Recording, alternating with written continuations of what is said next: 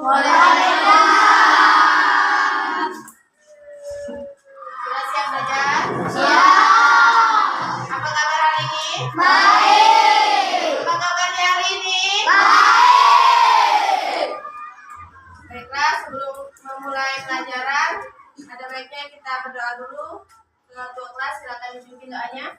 Siap, gerak, bersama.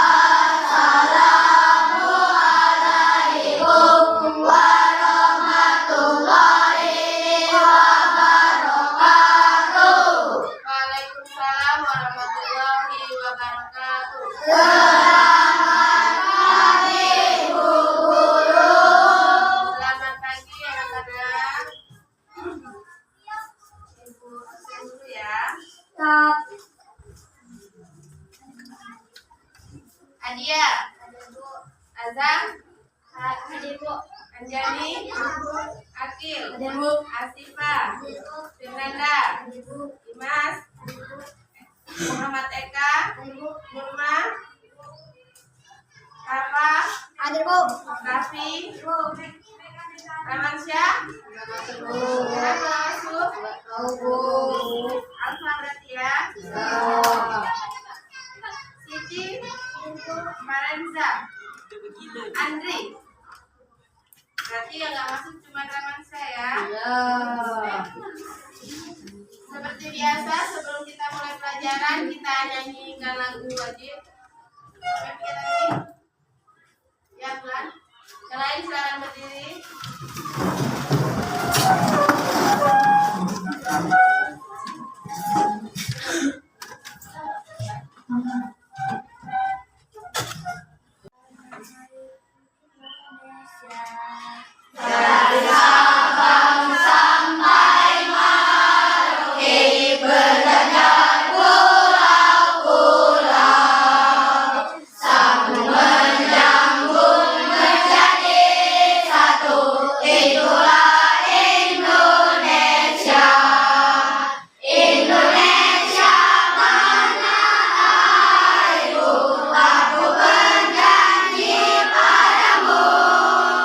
Bye.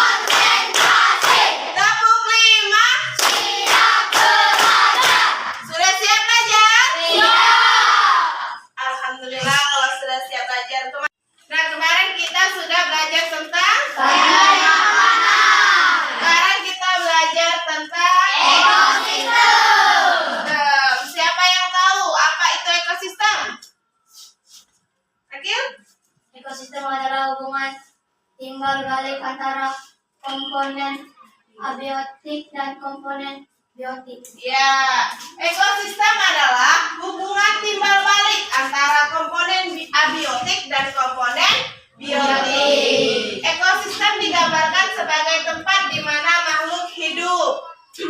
Contohnya di daratan, di air, terus tuh seperti tumbuhan dan hewan hidup bersama dengan dengan benda-benda tak hidup seperti air, tanah, dan udara. Di dalam ekosistem, semua makhluk hidup saling bergantung untuk bertahan hidup. Nah, di sini ada komponen ekosistem. Ekosistem terdiri dari dua bagian utama. Yang pertama itu makhluk hidup atau yang disebut komponen biotik. Kedua itu ada benda tak hidup yang disebut dengan komponen abiotik. Kedua komponen ini bekerja sama untuk menciptakan lingkungan yang seimbang. Contoh dari komponen biotik itu ada tumbuhan, hewan, dan manusia. Kalau yang abiotik itu sinar matahari, udara, dan tanah. Kita memerlukan sinar matahari tidak? Kita memerlukan udara tidak? Memerlukan. Jadi kita itu simbiosis mutualisme, saling menguntungkan.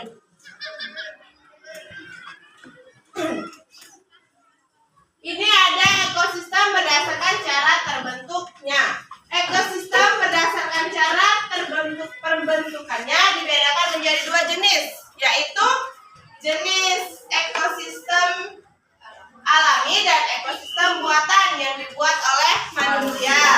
Yang alami itu ekosistem yang berbentuk secara alami tanpa campur tangan manusia, seperti hutan dan laut, atau bisa dibuat oleh Allah. Nah, kalau buatan itu kita yang buat, manusia yang buat. Ekosistem yang diciptakan atau dimodifikasi oleh manusia untuk tujuan tertentu, seperti taman, sawah, dan kebun.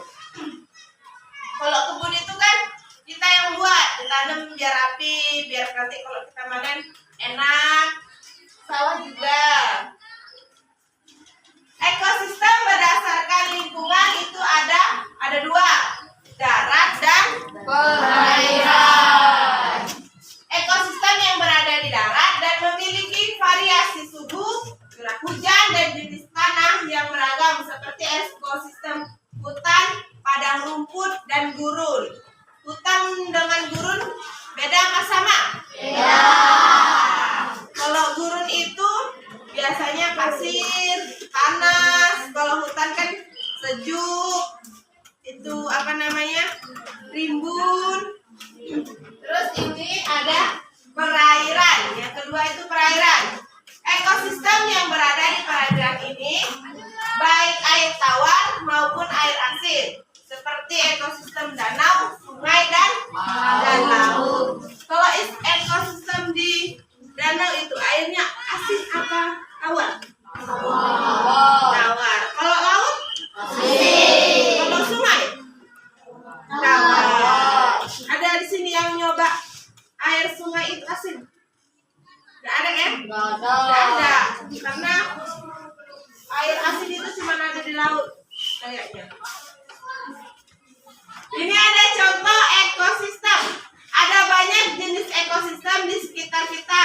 Di hutan terdapat pohon, hewan liar, serangga, dan tanah yang menjadi rumah bagi makhluk hidup. Di laut itu ada ikan, karang, dan tumbuhan laut hidup bersama di air asin. Sungai merupakan ekosistem dengan air tawar, ikan, dan batu-batuan yang menjadi bagian penting. Ini ada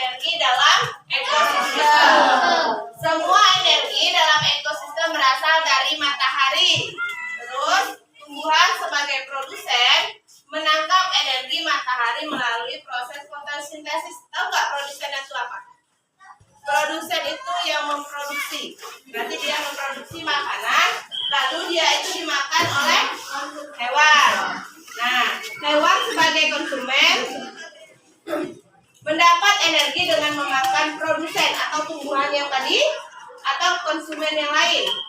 Penguraian seperti jamur dan bakteri memecah sisa-sisa makhluk hidup yang telah mati. Nah, hewan tadi kan makan tumbuhan ya. Nah, sudah dia makan tumbuhan, terus lama-lama dia mati. Nah, nanti dia itu diuraikan oleh bakteri dan jamur. Nah, sudah itu mengembalikan zat hara ke tanah sehingga bisa digunakan lagi oleh tumbuhan. Atau dia tuh dimakan cacing. Nah, cacing itu biasanya untuk mensuburkan tanaman. Nanti kembali lagi terus putar memutar. Terus itu di sini ada saling bergantung di ekosistem. Semua makhluk hidup di ekosistem saling bergantung, saling ketergantungan. Tumbuhan butuh sinar matahari, air dan tanah untuk tumbuh. Hewan butuh untuk makan, butuh tumbuhan untuk makan. Jadi dia saling bergantung. Bahkan hewan dan tumbuhan butuh udara dan air yang bersih agar bisa hidup dengan baik. Kalian butuh hewan nggak? Butuh untuk makanan, untuk protein hewani. Sebenarnya ada juga protein nabati, itu dari tumbuhan. Protein nabati itu contohnya ada tahu, terus tempe. Lanjut. Tepuk semangat.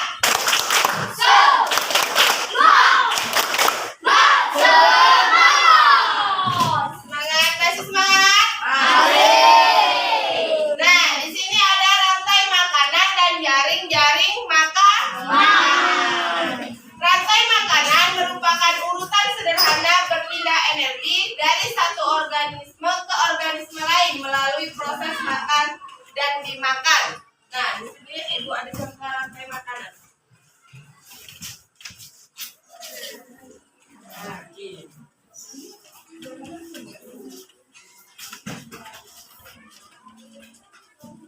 Nah, di sini ada produsennya. Produsennya itu rumput. Terus rumput itu dimakan oleh belalang. Belalang di sini sebagai konsumen tingkat 1.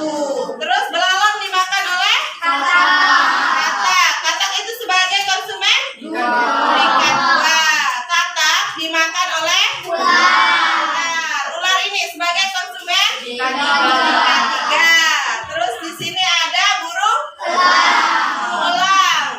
Ular dimakan oleh burung elang. Burung elang ini sebagai konsumen tingkat 4. Lalu burung elang mati dan menjadi jamur. Jamur kembali lagi menjadi rumput. Nah, seperti itulah rantai makanan dia terus berputar.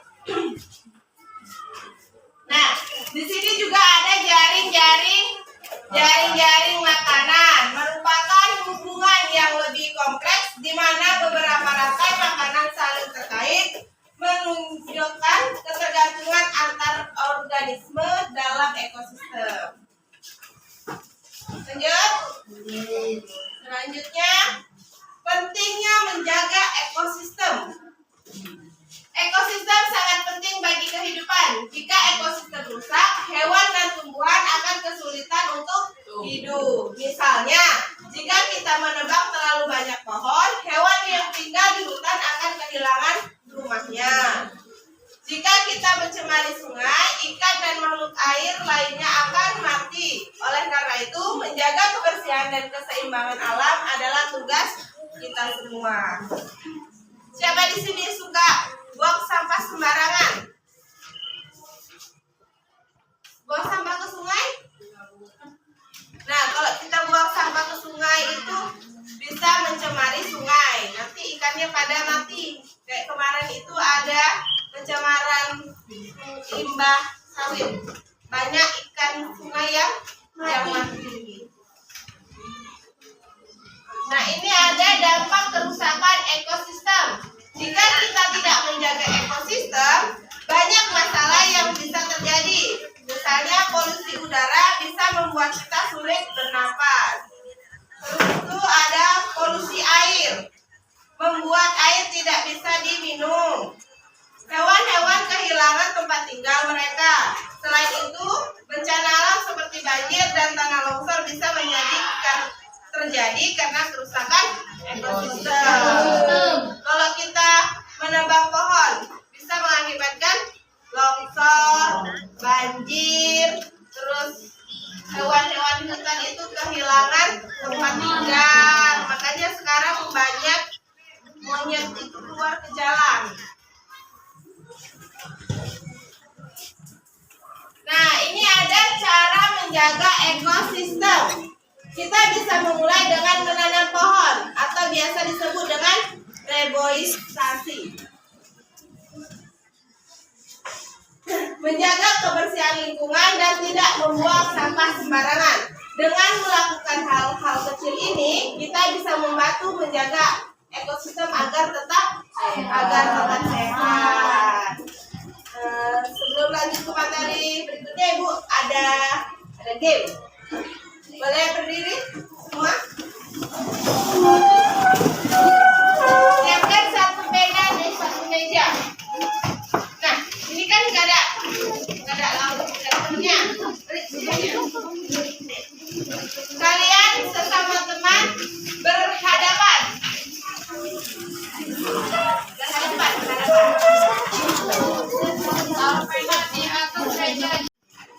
Ibu nanti bilang sikat, sakit, sikut.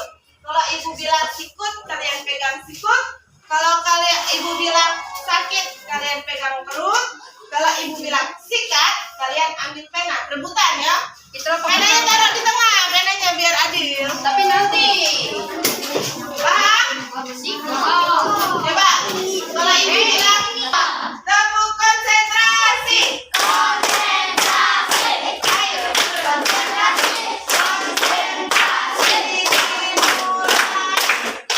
Dengarkan instruksi ibu. Sikut, Good. sakit. Sikut, sakit. Sikut, sakit. Sikat.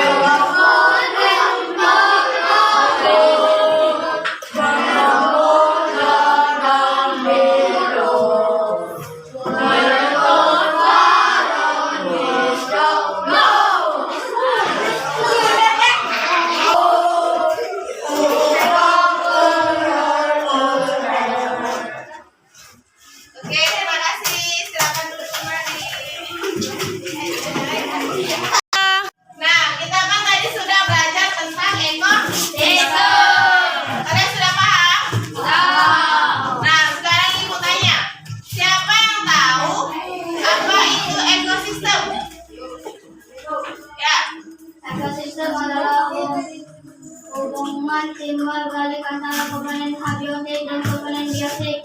Ya, ekosistem adalah hubungan timbal balik antara komponen abiotik dan komponen biotik. Komponen abiotik tadi apa?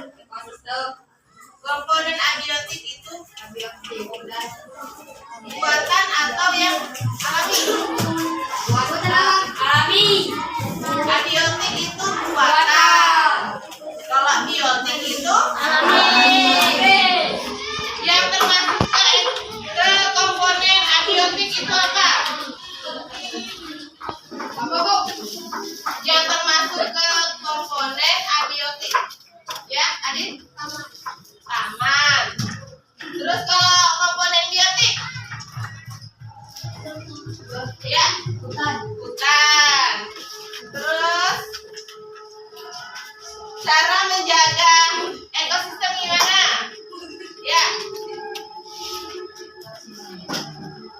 Siapa yang tahu? Yang perempuan? Cara menjaga ekosistem gimana? Ya, tidak mencemari lingkungan, tidak mencemari lingkungan, tidak buang sampah di sungai, tidak menebang pohon secara liar. Sekarang sudah paham? Sudah. Paham? Silakan masukkan bukunya.